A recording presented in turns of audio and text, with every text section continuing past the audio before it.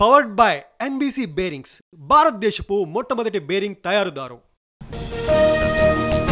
10 ఏళ్లలో మీరు తెచ్చిన ప్రాజెక్టులపై చర్చకు రెడీ. కిషన్ రెడ్డి కేటీఆర్లకి రేవంత్ సవాల్. జూబ్లీహిల్స్ ఓటర్ ఆలోచించాలన్న సీఎం. కొనసాగుతున్న ప్రైవేట్ కాలేజీల బంద్. అధ్యాపక సభకి అనుమతి నిరాకరణ. ప్రభుత్వ తీరుపై మరోసారి ఆర్ కృష్ణయ్య ఆగ్రహం.